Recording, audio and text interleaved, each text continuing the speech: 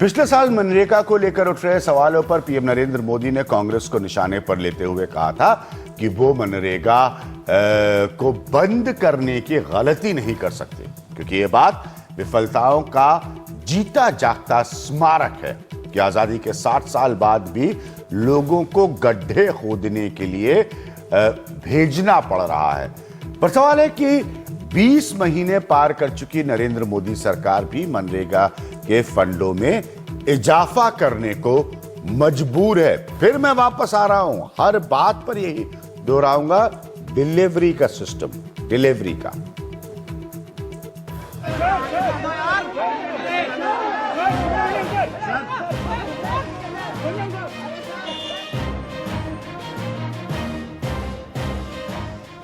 खेती कर्ज के लिए 9 लाख करोड़ रुपए दिए गए।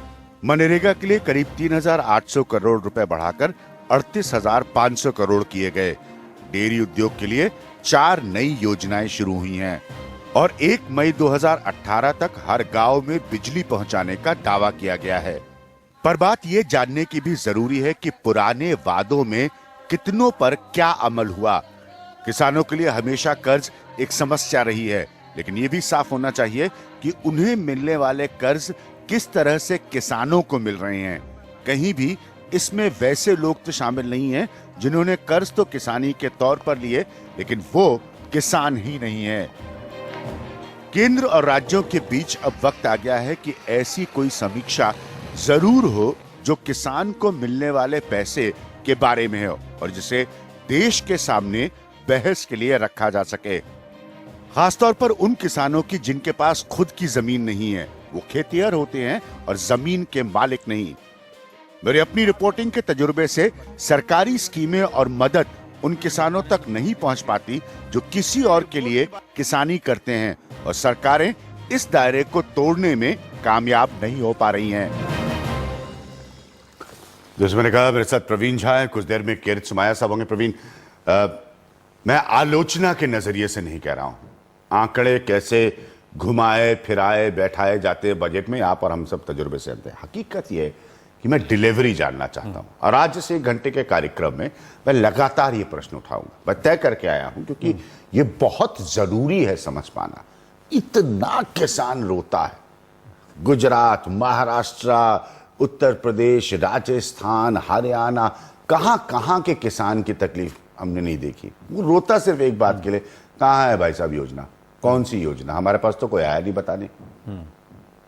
तो हम ये कैसे टैकल करेंगे? स्टेट सब्जेक्ट यही तो एक यक्ष प्रश्न है कि उसको कैसे टैकल करें। यही तो यक्ष प्रश्न का उत्तर नहीं मिलता। मैं आपसे नहीं मांग रहा हूं, लेकिन आपसे आंकलन के तौर पर जानना चाहता हूं कि भाई ये, क्योंकि हमने पिछली बार देखा, अप्रैल वाली पिछले साल की क्राइसिस में मैंने देखा 25 रुपए, 50 रुपए, 85 रुपए, 87 रुपए के चेक्स बढ़ रहे हैं, जबकि हजारों करोड़ रुपया जो है उस समय दिया जाता है किसानों तक पहुंचाने के लिए सरकारों को। नहीं, ये जो एक पूरा, अब जो एक बहुत फंडामेंटल, जिसको कई बार चर्चा में हम लोग कहते हैं कि एक पॉलिटिकल इकोनॉमी का सवाल जो है कि जो पूरा वहां का पावर स्ट्रक्चर है, जो पूरा ब्यूरोक्रेसी और जो लोकल पावर स्ट्रक्चर के बीच का जो संबंध है, जब तक उन चीजों को एड्रेस करने की कोशिश नहीं होगी, तब तक ये अरविंद सुब्रमण्यम ने अपने इकोनॉमिक सर्वे में एक चक्रव्यूह की बात कही थी। वो किसान बेचारे जो है, ठीक है, आप मनरेगा की पहले राजनीतिक आलोचना करिए, आपका अधिकार कोई उसको छीन नहीं रहा। उसके बाद अब आप मनरेगा का पैसा बढ़ा रहे हैं, साथ में आप उस समय उसका मजाक भी उड़ा कि अरे भाई अभी भी गड्ढे भरे जा रहे हैं उस मुल्क में। गड्ढे तो सिस्टम में बहुत ज्यादा है, तो आपने क्या सिस्टम के गड्ढे भर दिए? नहीं, ये जो एक समस्या है उस दिशा में कुछ खास हो नहीं रहा है। तो सिस्टम के नहीं गड्ढे भरे जा रहे हैं, सिस्टम के जो गड्ढे हैं, और वहां पे एक तरीके से हम ये कहें तो उन गड्ढों को रिकॉग्नाइज भी नहीं किया जा रहा। जब तक आप उसको सीरियसली रिकॉग्नाइज नहीं करेंगे तो वहां सुधार की क्या बात हो सकती है।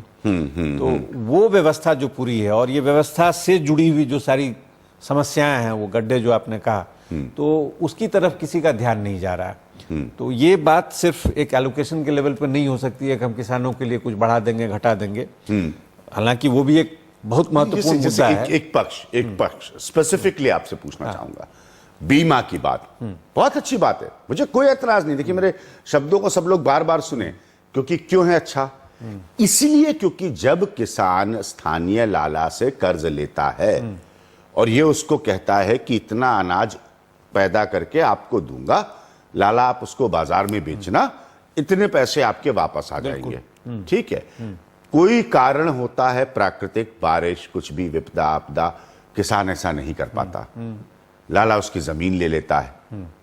यहीं पर वो प्रोटेक्शन मैकेनिज्म, वो संरक्षण की आर्थिक व्यवस्था चाहिए जो बीमे की शक्ल में आ सकती है कि भाई वो कह सकता है कि हम आज इस सीजन में नहीं दे पाएंगे, कोई बात नहीं, बिल्कुल हमारे पास सरकार का आर्थिक संरक्षण है, आप ये लीजिए पैसा।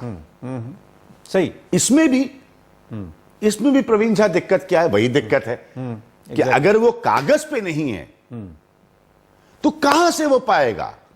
सर, मैं बार बार कहता हूं इस बात को, हर पटवारी को, हर सरपंच को, हर गांव में, प्रवीण झा आप भी बहुत जाते आते हैं, सबको पता होता है यहां पर जमीन दराज किसान कौन है और खेती करने वाला किसान कौन है। बिल्कुल बिल्कुल बिल्कुल। तो अब फिर यहां पे भी बीमा फेल हो जाएगा, बिल्कुल वही समस्या हो जाएगी।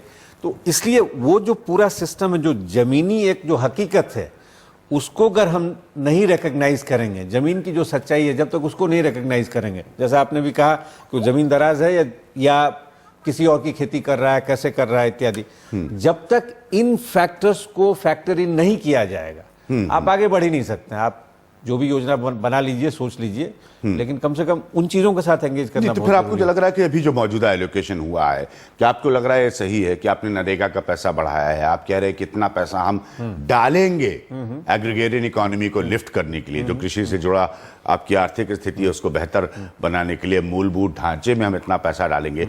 जब मेरे कुछ बुनियादी टाइप के सवाल है, मुझे पता है शायद ये बिल्कुल अलग हो बाकी कार्यक्रमों से, लेकिन मेरा प्रवीण झा चिंता इस विषय पर है कि जब आप सिस्टम सुधारक कोई कदम उठा नहीं पा रहे हैं, तो क्या हम ये समझे कि आपका हमारा पैसा, अभी हम टैक्स स्ट्रक्चर्स पर आ रहे हैं, जो हमसे लिया जा रहा है, सेस के फॉर्म में लिया जा रहा है या बाकी इनडायरेक्ट टैक्सेस के फॉर्म में लिया जा रहा है, ये जा रहा है, किसानों के लिए पैसा जाने में कोई उंगली नहीं उठा रहा है। तो तरीका और तंत्र तो वही है। तंत्र वही है और उसकी समस्या है। लेकिन एक बात मैं तंत्र की चर्चा को आगे बढ़ाने के पहले मैं ये भी कहना चाहूंगा कि जो एलोकेशन को लेके जो है सब्सटेंस उतना नहीं है जितना रेटरिक है। ठीक है, बताइए कैसे। मसलन अगर हम 2014-15 का देखें, जो बजट एस्टिमेट था, उसके बाद 15-16 के एस्टिमेट वो काफी गिरा, फिर अगर 16-17 का हम बजट एस्टिमेट लेके देखें तो कोई बहुत ज्यादा इजाफा नहीं हुआ है, नंबर एक। नंबर दो, दूसरी चीज जो है वो ये है कि एक कैटेगरी का भी चक्कर है कि वो एक जगलरी जो कहेंगे, फाइनेंशियल जगलरी हुआ। ये बताता हूं कि जो फाइनेंशियल सर्विसेज के तहत 15,000 इंटरेस्ट सबवेंशन वाला जो पैसा था, उसको जो है इस बार एग्रीकल्चर वाले बजट एस्टिमेट में डाल दिया गया है। ठीक है, तो दो चीजें हुई हैं। एक तो इससे लगता है कि जो एलोकेशन में इजाफा हुआ है, दूसरा चूंकि ये इंटरेस्ट सबवेंशन वाली बात है, उसका फायदा किसको होगा? अगर आप देखें कि इससे जो आपके सीमांत किसान हैं, छोटे किसान हैं, अगर उनके लिए आप कहेंगे कि भाई रियल एलोकेशन क्या है, तो इनफैक्ट उसमें भी एक गिरावट सी आपको दिखाई देगी। और दूसरा, जिसके लिए जो मान लीजिए वो इंटरेस्ट सबवेंशन के तंत्र तक पहुंच भी जाए, उसमें वो कैसे घुसेगा?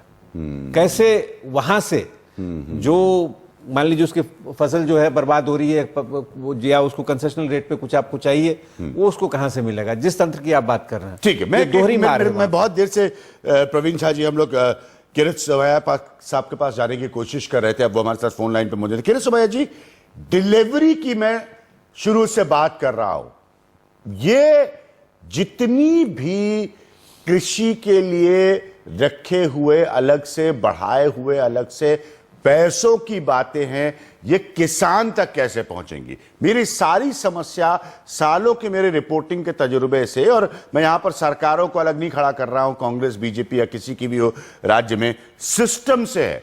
सिस्टम से किसान के पास पैसा नहीं पहुंचता है। तो आपका जो आकलन है वो एकदम सही है। उसमें भी विशेष करके अभिज्ञान जो सामान्य किसान है, सामान्य व्यक्ति है, छोटा किसान है, उनके प्रति उनके पास पहुंचना ये अपनी सिस्टम के लिए, हम सबके लिए चैलेंज है। इसलिए हर वित्त मंत्री हो, वो एक प्रयास करता है। अरुण जेटली और नरेंद्र मोदी भी उसी दिशा में आगे जाने का प्रयत्न कर रहे हैं। अब देखो, सिंसियरिटी, जब मैं थोड़ी सी छूट ले लेता हूं कि मैं आपको सुन रहा था कि मनरेगा के बारे में आपने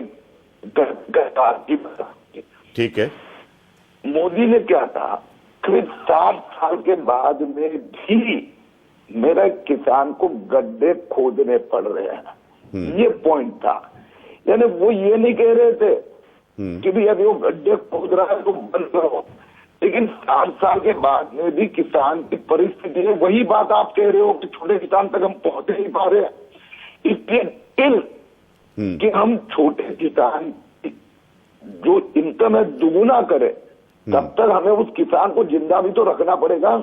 और जिंदा रखने के लिए मनरेगा में उन्होंने क्या कहा, देखो लर्निंग प्रोसेस तो काफी बड़ी शुरू हुआ और मनरेगा में काफी अंतर आया है। ट्रांसफर के उसी प्रकार से अब मनरेगा में एसेट क्रिएशन हमने जोड़ा, तो भी एसेट क्रिएशन से फायदा होगा, दोनों का फायदा होगा, उस किसान का भी होगा और साथ में देश का भी होगा। इसी प्रकार से जो आज जो उन्होंने कुछ योजनाएं डिक्लेयर की, तो उन योजना में क्या कहा, एक और ऑर्गेनिक फार्मिंग के साथ दूसरे उनको जो बढ़ाते समय मैं छोटे किसान तक कैसे पहुंच पाता हूँ, उसमें तो कुछ छूट देने की भी बात की, इरिगेशन को भी अंत तक ले जाने की बात की। अभी ई प्लेटफॉर्म, तो हम क्या कहेंगे, ई प्लेटफॉर्म पे बड़े किसान को फायदा होगा, छोटे को क्या होगा। लेकिन साथ में मैंने जब ये ई प्लेटफॉर्म करते समय एपीएमसी एक्ट में छूट देने की बात की, ताकि कोई भी बड़ा व्यवसायी तो छोटे किसान के पास से जाके आलू हो, टमाटर हो, गेहूं हो, चावल हो, जो भी खरीदना चाहे तो छोटे किसान को 2 पैसे ज्यादा मिले। यानी हमारे सामने चैलेंज मौजूद है। इस बजट में अधिक लक्ष्य हम छोटे, पूरा बजट में आपने देखा बीपीएल से मिली। ठीक है, मेरे साथ प्रवीण जी, एक मिनट मैं प्रवीण जी को लाऊंगा। ठीक है, आप कह रहे हैं कि ये फोकस छोटे किसानों पर, देखिए छोटे किसानों पर आपने स्वतः मेरी बात से इत्तेफाक रखा, उससे अग्री किया शुरुआत में। छोटे किसानों का और भी मतलब है सिस्टम की बेहतरी। जो कह रहे हैं किरीट जी, वो आर्थिक मसलों के जानकार है, क्या आपको लगता है छोटे किसानों तक सरकार के सिस्टम के हाथ पहुंच जाएंगे? नहीं, ऐसा है कि उस दिशा में कुछ हो ही नहीं रहा है। हाँ। उस तरीके का जो एक व्यवस्थात्मक सुधार जो होना चाहिए, हाँ, जिससे कि आप छोटे किसानों तक पहुंच सकते हैं, वो नहीं दिखाई दे रहा है। ठीक है, मतलब इनकी सरकार में भी और इनके पहले भी दुर्भाग्य से ये एक समस्या जो थी वो जस की तस बनी हुई तो है। इसलिए जो है ये कहना कि इनिशिएटिव्स ऐसे लिए जा रहे हैं जिससे उनको फायदा हो जाएगा। मसलन एपीएमसी की बात उठाई किरीट जी ने। एक तो जब एपीएमसी अपने पीक पे था कवरेज के लिहाज से, तो टोटल जो हमारा 15% आउटपुट जो था बस उतना तक पहुंचता था। कई सारे राज्य थे जिसमें उसका कोई मतलब ही नहीं था। तो ये कहना कि एपीएमसी को हम रिपील कर देंगे उससे बहुत कुछ हो जाएगा और उससे छोटे किसानों को बहुत फायदा हो जाएगा, ये जो है वो तथ्यों के आधार पे कहीं से बात बनती, तथ्यों के आधार पे किरीट माया जी, प्रवीण झा जी का कहना है कि आप जो एपीएमसी की बात कर रहे हैं वो तथ्यों के आधार पर, जैसे मैंने कहा कि मेरे अपने स्वतः की रिपोर्टिंग के आधार पर मेरा यह मानना है कि सरकारों की निरंतर समस्या है किसानों को उनके अधिकार का बेनिफिट पहुंचाने की, फायदा पहुंचाने की। मुझे ऐसा लगता है कि मैं अगर किरीट जी से एक प्रश्न पूछ सकूं अभी। हाँ, जी जरूर पूछें। हाँ, मैं सिर्फ ये पूछना चाहता हूं कि आप कोई एक कदम बताइए पिछले 3 वर्षों में जिससे आप कहें कि व्यवस्था में ऐसा कुछ परिवर्तन हुआ जिससे छोटे सीमांत किसान तक पहुंचने में आपकी केंद्र सरकार ने कोई बड़ी पहल उठाई हो। ठीक है, क्योंकि ये राज्यों का विषय है, लेकिन फिर भी निश्चित तौर लेकिन फिर भी किरीट जी बताएंगे। हाँ, अभी इसकी बात कर रहे हैं। मुझे एक बात मैं सहजता से कबूल करूंगा कि 1.5 साल में हमने प्रयास किए, लेकिन साथ में मैं कभी भी ये दावा नहीं करूंगा कि हम सर्वज्ञ हैं। आज भी अगर आप सुझाव देना चाहते हैं कि इसी प्रकार से और कदम उठाने चाहिए, मैं आपको गारंटी देता हूं कि कल के कल वित्त मंत्री से आपके सुझाव पहुंचाऊंगा। अब मेरी बात सुनो, कि जैसे मैं 5 उदाहरण देता हूं। फसल बीमा योजना 2% क्रॉप इंश्योरेंस, यानी जो प्रीमियम है ओनली 2%। अभी 2% का मीनिंग क्या होता है? उसके सामने मुझे इतनी, आज छोटा किसान इससे बहुत हैरान होता है, उसकी फसल की उसको कोई गारंटी नहीं है। This is one example. दूसरी बात मैं अगर कहूं, 228% जो ग्राम पंचायत और अभी जो रूरबन मिशन शुरू किया।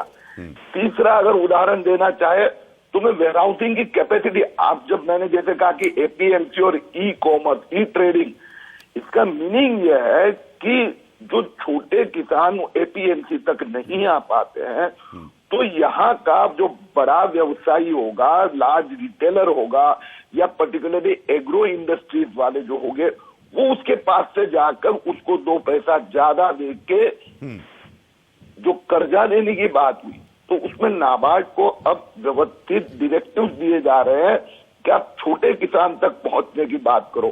वाटर मैनेजमेंट सिस्टम, अब मैं महाराष्ट्र की बात करूं, यानी कौन से एग्जाम्पल दे रहा हूं, नाम है जल शिवार योजना, अब ये मराठी नाम है। तो हम उसमें क्या कर रहे हैं? बड़े बड़े डैम बनाने की बात नहीं कर रहे हैं, ठीक है, 60,000 छोटे प्रोजेक्ट, तो वो छोटे किसान तक पहुंचेंगे। फिर भी अभिज्ञान मैं कहूंगा, और इस दृष्टि से है तो स्वागत है। ठीक है प्रवीण साहब, मैं यहाँ पर एक ले रहा हूँ ब्रेक, और उसके बाद हम वापस आएंगे। हम किसानों पर ही चर्चा जारी रखेंगे और हम कोशिश करेंगे उनसे बातचीत करने की। एक और विषय हमारा है, और वो आज का यह है कि जो अर्बन इंडिया था, शहरी भारत के अलग अलग छोटे मोटे शहर थे, बड़े मेट्रोस के अलावा, इन्होंने नरेंद्र मोदी को बहुत पसंद किया 2014 में। अंततः इतना पसंद किया कि नरेंद्र मोदी की 282 सीटें आई लोकसभा में। क्या नरेंद्र मोदी के वित्त मंत्री अरुण जेटली इस बजट में उनके लिए कुछ नहीं कर पाए, या वो निराश हो गए? हम इस पर आएंगे एक छोटे से ब्रेक के बाद।